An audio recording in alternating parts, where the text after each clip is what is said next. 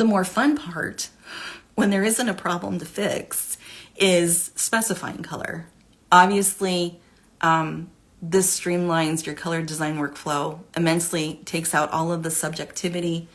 It's one of my students recently used the DNA table to help convey the color plan that she gave her client, and it helped clarify the color choices, and her client actually subscribed to the table and got in there and was playing with the data values and pulled up all of the colors recommended and was able to follow along with the color strategists that I trained. So they were able to communicate, and her client was able to understand why she specified the colors that she did. And in the table, her client was able to see all of the data values. When you subscribe to the DNA table, you're free to take screenshots, right? Or get in there with your client and walk through everything so you can show them exactly what we're dealing with in terms of the color definition and description. With hue, angle, and hue family is usually the topic, the basic topic, because the way it works is, like, I had a little floor sample I was working with earlier, because the basic way to use data values, if you're not trying to analyze a problem where they don't match like we just walked through, the typical way a color strategist uses color data values is you use your device, and most color strategists have the Pro, they don't have a color muse. You measure whatever your jumping off point is, and you get the hue angle for it. So I think this sample, well, do you want to do this sample? Okay, we'll do the sample. And I'm going to use my Spectra 1 Pro to do it. So I think I covered the whole thing. Before we move on to that, I think I covered the whole process for figuring out what's wrong when the color doesn't show up the way it's supposed to show up. Cabinets, it's a big one. Because a lot of cabinet makers will tell you that they can match simply white or they can match pure white. Well, they're using a completely different product. And in my opinion, every cabinet maker who is mixing specialty cabinet lacquers and finishes for cabinetry should understand the system, and they should have a Spectra 1 Pro, and they should be qualifying the color matches before they spray. Simple process. It would save so many people so much time and so much heartache and headache if you just measure the frickin' color and figure out where you are and stop trying to eyeball it. Like, stop trying to eyeball color. Nobody has 20-year-old lenses unless you're 20 years old in your eyes. Everyone has a bit of skewed color acuity. Odds are everyone has a little bit of skewed color acuity, unless you have fake ones like me. Mine will forever be clear lenses. It will never happen to me. I made sure of that. That's one of the reasons why I had the surgery. It's like, I got to see color. I can't be messing around with any of this old age stuff. Not me. Okay, so I am going to log into the Spectra 1 app, and this is what the Spectra 1 app looks like. It's different from the Color Muse app, because we are going to measure this floor. And I'm going to get the hue angle for it. And I hope this is charged, because I wasn't planning on doing this. Okay, it says connect device. You have to click the button. Oh, and it's connecting, right? It automatically did that for me. It just went. Okay, I have to wait a few minutes. And it says scan now. Don't fall for it. Even though we're in the Spectro app with the Spectro device, don't fall for scan color now, because it does the crappy one, the color match feature. Don't use, this is not what these are for. The color match feature, I don't know who it's for. It's for, people who don't know any better. You know better. You always select compare in the variable apps. And we're going to do a quick compare. And look how nice that pops up, right? This is the app for the Spectra 1 Pro. It's a little different than the Color Muse app. Do you want to know why it's different? Okay, I'll take a little side minute to tell you why the Color Muse app looks different than the Spectro app. And it has to do with a different device. This is the Color Muse 2. This is the Color Muse 1. This says Camp Chroma on it because, like I said, I branded the Color Muse because I give you one for free in your kit. When you sign up for Camp Chroma, you get one in your box. This is, I call this the gateway drug. So I get you addicted with the Color Muse, and then you're going to want to upgrade to this after you figure it out. But the Color Muse app has to serve two different devices, the Color Muse 2 and this Color Muse. So that's why it looks different than the Spectro app. And the reason why it has to serve two different devices, why these devices are different, is because the Color Muse 2 will measure gloss and give you a gloss level reading. I think they designed this for something very specific because I'll never use it. I mean, I bought one just because, you know, it's my thing and I have to know all about all of these devices. So I own all of them. Which, by the way, Nix gave me a Nix Mini when it first launched, but I have bought every single device on my own. So I can say whatever the hell I want to about them. Right? No one gave me any of these things. I'm not beholden to any brand, which is why Variable is extremely lucky that I love their app as much as I do. They're really lucky, and I don't think they get it, but you know, it's kind of like the whole paint thing. The number of gallons I sell for Dunn Edwards, Benjamin Moore, Sherwin-Williams, and they have no clue. It's the same with these devices. They have no idea. But that's all right. I'm in my own color world, and you're in it with me. So, screw them. We just need them to make their crap the right way and give me good apps. So now we're inside the Spectro 1 app, and that's why the Color Muse is different. And this is why I like the Spectro 1 too. It's super clean, and one of my favorite things about it is it tells me every time that I am in the right illuminant with the right observer before I scan. And yeah, for this project, you know, for the, hey, we got to prove this color's wrong project, we needed lab values because that's the language that they're going to be familiar with at the paint brand, because the rep isn't going to know. I have talked to clients who have talked to reps, by the way. They've talked to reps who have no idea what these devices do or what they are, right? She had a Color Muse and he's like, well, I don't know what that is. And as you push past the first rep that you talk to, it's going to get to another level. That person probably isn't going to know anything about a Color Muse either, or the data values. Eventually, it's going to escalate to the point where it gets to a color scientist within the organization. And they're going to take one look at that spreadsheet that I showed you how to prepare, you know, to argue your point. He's going to see D65 2-degree observer, and he's going to see these values, and that's going to be the end of the story. This is how the story ends. It ends in data. Can't argue with data. And that color scientist is going to say, it was wrong. Yeah, we need to replace it. So those are the LAB values for that kind of situation. But for what we're doing with this piece of flooring, it's like, well, what hue family is this in? You know, why do you want to know what hue family your flooring is?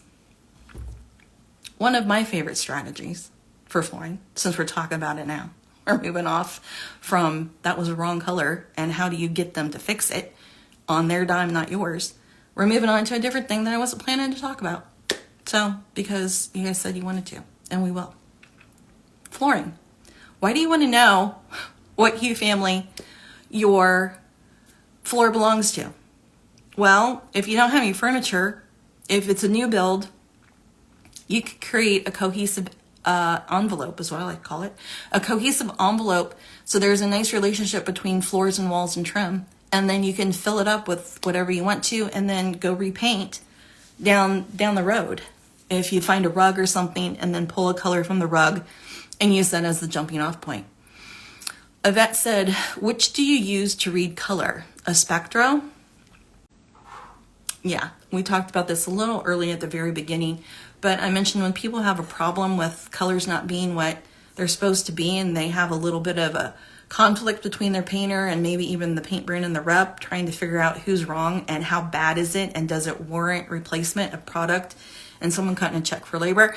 Most of those people who find me just buy the $70 Color Muse on Amazon to get that set of data. But what do I use on a day-to-day when I take out to the field? I use the Spectra 1 Pro from Variable, and I have used this to measure materials for builders and for HOAs. A big part of what I do is verify that materials and colors fit into CC&Rs, right? Regulations for color restrictions for HOAs and even entire cities. That's what I do with it. I haven't taken my big one. I have not taken this one out in the field. This one's a little more complex to take. And really, and of course I've compared the difference between a Spectra 1 Pro and the X-Ray Color Lab grade spectrophotometer. The difference is negligible. You get the same answer. The numbers are going to be different, right? Because you're using a different instrument. But the story is the same. And it's the same with the Color Muse versus a Spectra 1 Pro. The overarching story, the bottom line, is going to be very similar. You're not going to get a dramatically different answer. But I prefer the Spectra 1 Pro. It's $300 and it measures through gloss. It discounts the fact of sheen. It gets right to the color. It's able to just measure the energy of the color and transform that energy into data values that we can use to define and describe colors that you find in the paint color DNA table. And you can sort them any way you want to. You can put all of the Benjamin Moore colors in order by hue angle, which is really cool to do. Because now you have all of Benjamin Moore's colors in spectral order in the DNA table. Or you can put them all in order by LRV or chroma, right? If you want to put all of Benjamin Moore's most neutralist colors first, you can put them in order by chroma, ascending order. All of those columns, all of these columns in the DNA table, you can click on the little black arrow next to it and you put them in order, ascending to descending. You can do it alphabetically, you can do it by brand, you can do it by number. Every single column, except sample eyes, every single column you can put in order, ascending or descending, once you do the filters up here at the top. And I love these little boxes. If you just want to see all of the Sherwin-Williams whites, for example, select Sherwin-Williams and then click this box. And you can see all the colors of white from Sherwin-Williams. And then when you have all the colors of white from Sherwin-Williams, you can put them in order by LRV or chroma or value or whatever you want. It's really fun to get in there and play in the DNA table. Let me tell you. Yeah, so we're just like getting off topic on all kinds of things. I'm really sorry. But I hope you guys are enjoying your time with me. And I hope I answered your question about which one I use. Spectra 1 Pro, 99% of the time. And the reason why I have the big, expensive one, the Color Lab one, is because we measure all the colors here for the DNA table. That's how new colors get into the DNA table. I actually have a lot of colors that I have to add. We're going to work on that over Christmas. Jake has a different... Jake has another job and he has days off for Christmas, so he's going to help me measure the Portola colors and little green colors and the Farrow Ball archive colors. We have some more Dunn Edwards colors that we're going to measure and add to the DNA table. So yeah, we have a big database in there. So let's get back to the floor and creating that cohesive envelope, because you don't have any stuff. You have a new house and you don't know what you're doing, but you don't want... The floor matters. I mean, the color of brown, the color of your floor matters a lot in terms of your wall color. Because if it's too discordant, there's going to be a lot of contrast there and not in a good way. Right? It's about contrast, which is why you want to align your wall color with your floor. Always.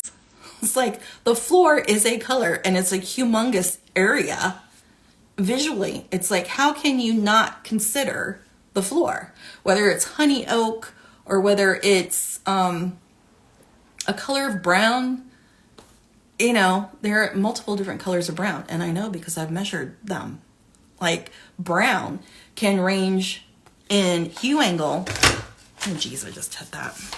Can range in hue angle from, I lost my star pin, but it can range in hue angle, geez, from 20 degrees all the way down to, I'd say, 160. I've seen colors of brown.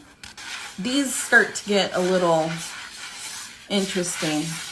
But colors of brown, if you have like a brown floor, it's like, it's not just brown. Purple. I mean, some people feel like there are certain colors of, it starts with the J. I always want to call it Jacobian, but that's not what it is. You guys know what I mean? There's that one stain color, but there's a stain color that actually measures in the purple hue family, but people think it's brown. So yeah, the color of your floor matters and you should measure it. So at least you know what you're dealing with. Doesn't mean you have to pay a whole lot of attention to it or give it all of the focus, but at least consider where you are in terms of the floor. So we're going to measure this floor, and this is what I'm going to do. And I can just push that button. And I talked so long that it booted me out, so I have to reconnect. Okay, I'm ready to go. So I'm going to try to look for, and you can measure different areas, right? Here's a darker area, and here's a lighter area. Let me talk to you about that for a second. This is going to be the same hue family, right? Most of these products where it looks like there's different colors in it, it can even look like it's dramatically different colors. When you measure it and you analyze it, you're going to find that you're in the same hue family. It's just higher chroma and lower chroma. And the lower chroma ones look like they're more neutral and from a different hue family. And they're not. It's like the same hue family. So, but if you want to know how dark it is, you just, you can measure those specific areas. So I'm going to, I don't know, put it right here and click it. And then it captured it. This device captured the color's energy, and now the device is giving me the results. And the first window is the LAB values, which we talked about. We use those, right? I'm going to swish. And now I have the LCH for that floor. Do you guys see the hue angle for the floor? What is the hue angle for the floor? Can you guys read it? The hue angle for the floor is 70.91. The hue angle is 70.91 for this floor. So the hue family for the floor is 70.91. Do you want to do a different area? I'll put it on the darker area and you can see what it looks like. Okay, it's working. Okay, and there we go. And you can see up here, it's like, yeah, you measured two different colors. One was lighter, one was darker. You can look at the lightness values too. See the difference in lightness values?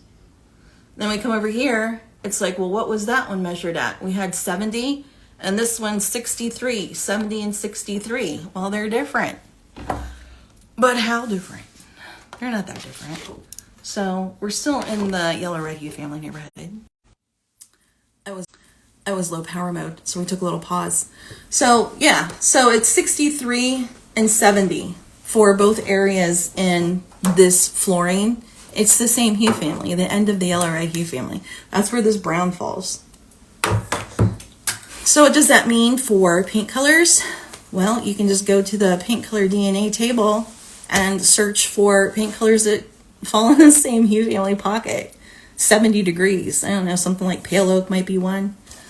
And then that's how you align paint colors to your flooring. So that's the other way we use paint color DNA table. What do I say? That's the other way we use color notations. It isn't necessarily for measuring them to get the difference to quantify how colors are mismatched or how colors aren't correct or why colors are wrong. The normal way, the most common way, the way I use color data values every day is what I just showed you with the floor. I measure stuff, I get the hue family, I go to the paint color DNA table, I input the hue angle into the filter. In this case, I searched for a hue angle between 60 and 70, which oddly fits this floor that we just did. Huh. And I get my list of colors. All of them, right? So when I do this filter in the Paint Color DNA table, all the colors that fit into the same hue family range as this floor will pop up in a list. The light ones, the dark ones, all of them. And then you can also drill down on the hue family that you want to use. So I'm going to do one right now. So I can give you, because there's only 2 on that one, and I pulled those for a different reason, and I would never pick those for this floor. So this one I'm going to do it real quick. And you can like do it with me. You can see how long it takes. So I open up the accordion tutorial. It's blue, the link. I click on that little accordion link, and then it populates, it opens up, and you see a whole bunch of information about how to use the table. And I have a quick copy and paste of my very favorite operation right there. It's in light blue. So I just went and copied that. And I don't want to be, because I know this, I don't want to be up there in the 63-degree range for this floor. That's not where I want to be. I want to be more like 70 to like 85. Why? Because I don't like those colors up there. Low chroma colors that are too early in the yellow-red hue family, they can shift purple. Really, any of these colors can shift purple, but the closer you are to red, the greater the chances that they're going to shift purple. So, okay, I just entered my range 70 to 85 in the filter on the Paint Color DNA table. And let me see, I'm going to sort it by chroma because I want a neutral color to go with this floor. Some of the colors that would work with this floor. And let me just emphasize that this is incredibly, I don't know if it's brave or stupid, but I didn't walk through this. We're just kind of doing it because you guys asked me about it. After we talked about what I'm really here to talk about, which was how do you prove that the color's wrong and get the paint brand to pay to make it right, labor and product. So measured the floor, got the hue angle, entered the hue angles in the filter in the DNA table. I'm now looking for a neutral color that I would pull to work with this floor because I don't have anything else. I have another jumping off point. And I don't want my wall color to look crazy with my floor. So you just can't ignore it. Even if you do have stuff, you have to consider it in the overall picture. And that's something that a color strategist can help you with because they take all of these details, put them together, analyze it as a big picture, right? So bare and plain actually would be a nice one for this floor.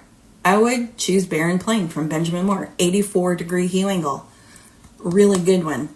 All over neutral color, get you moved in. It's going to work with a lot of stuff. And could shift purple, but probably won't because it has a little bump of chromaticity to it. And if it does, we can figure that out then too. But yeah, I'm shopping the list while I'm trying to talk to you because I have the results if you're interested in light, dark, mid-tones. Over 400 colors in Benjamin Moore are in the same hue family range as this floor. So, you can, Shenandoah Taupe is a little bit darker one. 78 degrees, Annapolis Gray. I am going to put them in order by hue family because I would like to see, I wish I could share my screen with you guys in Instagram stories. I can do it on YouTube, but I can't do it here. 84 degrees. Shop on the list as we're talking. Stone Hearth. That could be a good one. If you're looking for something a little warmer and that doesn't look as grayish, then you're going to go for something with more chroma. Flawless. Benjamin Moore AF 320 would be a pretty kind of off-white, creamy, ivory color. I mean, whatever, you know, those words mean something different to everyone. So, but not as gray. Ranch wood, Indian River, those are a little bit darker. Bare Essence, which is a CSP color, would be really pretty. Bare Essence with this floor. But yeah, you know, what are some other ones here that you guys might recognize? Ionic Column could be a good one. Ashen Tan, I mean, just, you know, what do you want? How light or how dark do you want? All of these are options because they belong to the same hue family as your floor. So they're going to relate in terms of hue family, because color harmony is about color relationships. And if you don't consider the color relationship of your wall color to your floor, why are you even here? What are you doing? What are you doing? It matters. The color of your floor matters. The color of everything in the built environment matters. And the floor is, you know, from a psychological and visual perspective, the floor is super important in terms of how you feel in that space. So if there's a disconnect between the floor and the wall color, like a really big disconnect, like it just doesn't make sense at all, then you're going to feel that. You are going to feel that. I have a question. I have a couple questions. I've been talking. Do you ever scan values and use the subscription to the Munsell conversion for HVC? Not anymore. I mean, well, wait. You mean for other materials beside paint colors, because you don't have to worry about converting to Munsell hue, value, and chroma, because I did that for you in the paint color DNA table. But for other things like the floor, if I measure the floor and I got the values and I wanted the Munsell value for it because I like to work in Munsell, yes, I do, Chris. Because I do like to work in Munsell. Some of my students like to work in LCH with the lightness, chroma, hue angle values, and some of my students like to work in Munsell. And you can do either one. Because Munsell is on the inside of the color wheel and the hue angle is on the outside of the color wheel. So the color strategist color wheel addresses both color spaces. And we can do that again because the Munsell color system was the template for the C-Lab color space. And this is the LCH format for notations from the C-Lab color space. So that's why we can combine them on there, and they don't always align. Because that's going to be the next question. Well, what if the Munsell hue family misaligns on the wheel with the hue angle? Well, you would expect that because we're in two different color spaces. And actually that perspective, that dual perspective, is incredibly valuable because it's representative of human color acuity. Because we talked about that earlier on too, which is the actual problem when you think a color is wrong and you have all these other people to convince that it's wrong. Color acuity, right? So my color strategist color wheel takes that into consideration that not everybody sees color the same way. And so it gives you two different objective numeric perspectives on color appearance. So they're not supposed to align perfectly. If they do, great. You know, it's not a problem. It's going to be in the same range, right? So there's that question. What else did you guys ask me?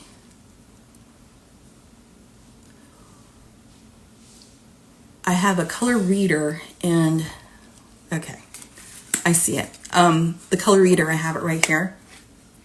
This is the Color Reader Pro, and the difference between the Color Reader Pro and this one, which is just the Color Reader, which Benjamin Moore just put their logo on it, right? It's the same as the color reader that you would buy directly from Data Color. You can still use the Data Color Reader app if you have this device. Just because it has Benjamin Moore on it doesn't mean you have to use the Benjamin Moore Color Reader app.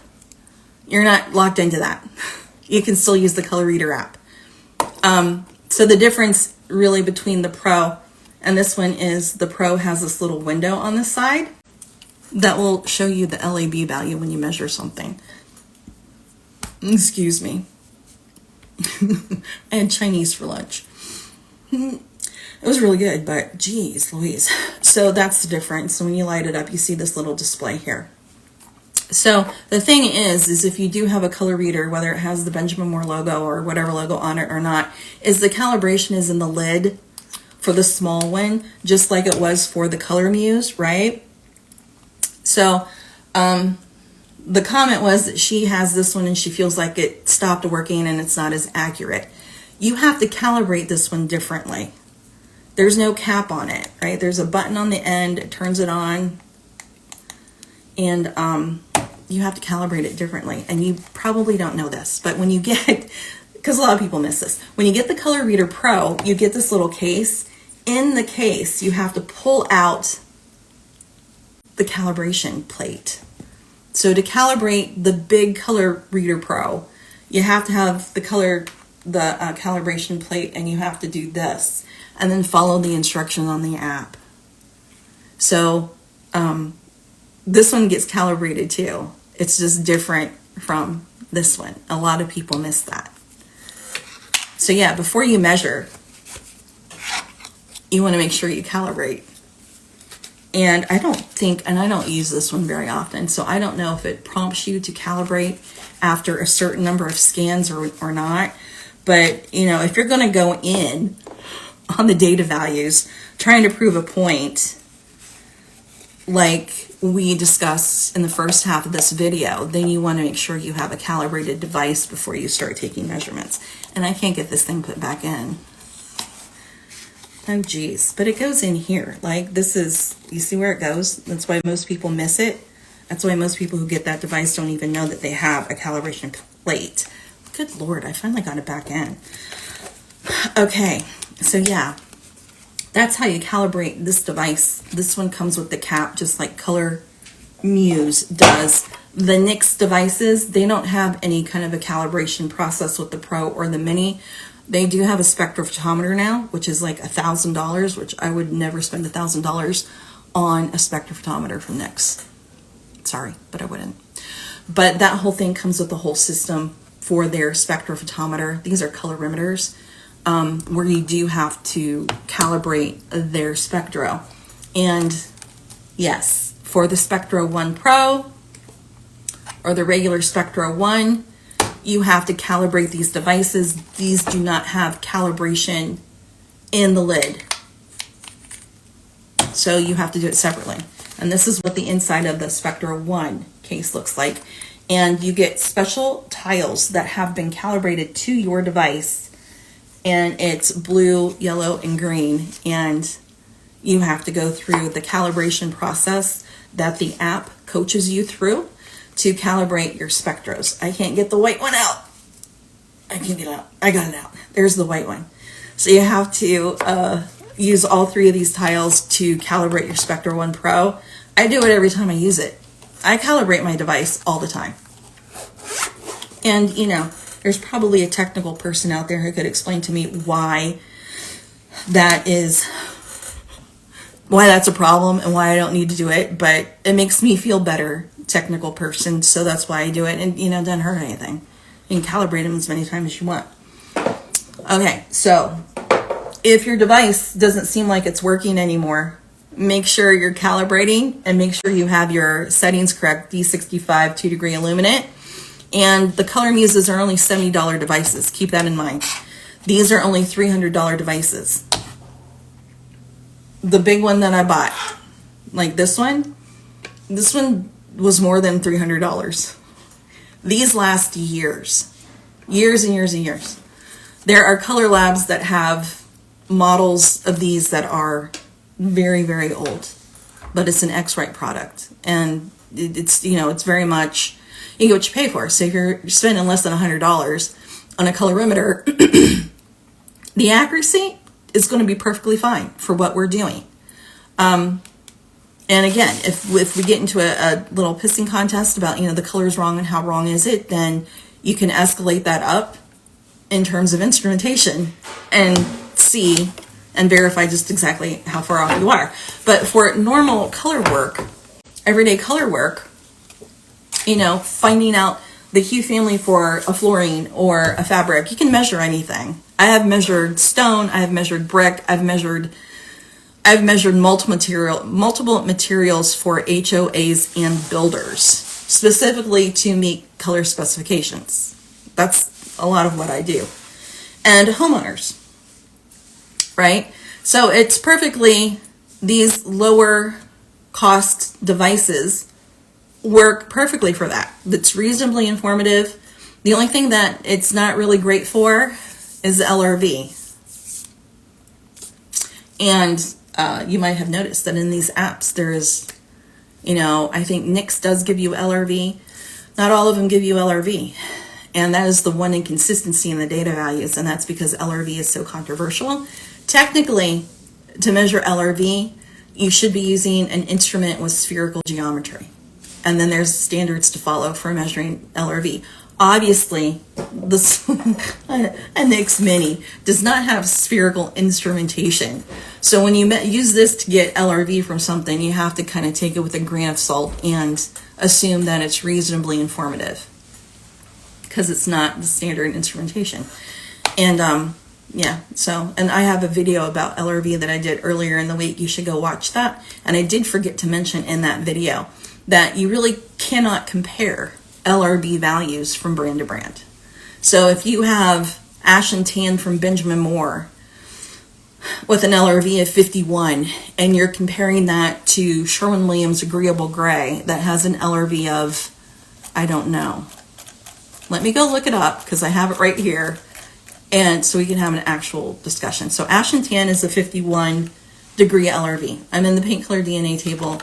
I'm looking up Agreeable Gray, and let's see what its LRV is, because we're going to compare Ash and Tan to Agreeable Gray. Where, trying to decide between these two colors, and you're trying to use LRV as your point of comparison, which I do not recommend. There are so many other better values to use besides LRV. And I think I spelled it wrong. I have to do it again. So Ash and Tan is 51. Agreeable Gray is 60. This is actually a really good comparison. So someone might say, well, I'm going to go with Agreeable Gray because it has a higher LRV, and Ash and Tan is 51. That might not tell you the story that you think it tells you, because we really can't be sure where those LRV values came from Benjamin Moore and Sherwin-Williams. And anyone who's been paying attention knows that Benjamin Moore changed their LRV values. Some of them have moved about 2 points, a difference of 2 in LRV. And for whites, it's kind of a big deal. Chantilly lace, they said for the longest time, had an LRV of 94.4, and the revised LRV is now 92, kind of a thing, So if you're looking at Agreeable Gray and Ash and Tan, and the LRV is 60 for Agreeable Gray and Ash and Tan is 51, Agreeable Gray is the lighter color, but not as much as you'd think, because when we look at the Munsell value, Agreeable Gray is 8 and Ash and Tan is 7.6, right? 7.6 to 8 in Munsell value. Yes, Agreeable Gray is lighter, but that's not as big of a jump as 51 to 60 LRV. So value, or the L and LCH, or the L and LAV, right? Because it's lightness in both formats, tells you more of a story about how light or dark a color looks. So looking at the difference in terms of Munsell value and lightness value gives you a better view of how those colors could actually show up in terms of looking lighter or darker. And LRV makes it sound like it's, oh my God, so dramatic from Ash and Tan to Agreeable Gray. And it kind of isn't. And LRV is interesting because it is weighted for human vision, but it's not weighted for lightness to darkness. That's not its job. That's why it doesn't tell you how light or dark a color looks. It just tells you how light a color is. And all colors, all hues don't reach maximum value at the same rate, which is another issue with LRV. last issue is LRV comes from the XYZ color space, which isn't perceptually. I got paused because of the battery. So on top of all of that, there's so many reasons. There's so many problems with LRV. You can't. It's not the best. It's not this. I like to say it's not the Swiss Army knife of color data values, and you can't compare LRV values from brand to brand for various reasons. Okay, I think we've gone through all kinds of stuff tonight. I hadn't talked to you in a while, so it's kind of nice to spend some time with you guys and do some stuff. If you have any questions, just let me know, especially if you have a problem with color matching. And, if it's a problem, we can find a solution there and hopefully find a path to getting it fixed and making it right, or whatever that means. Whatever it means to make it right, right? At least you know where you are. You got to figure that out first. All right. I will talk to you guys next time. Don't know when that'll be. When something comes up and I have my hair done and makeup on. I'll see you then. Bye.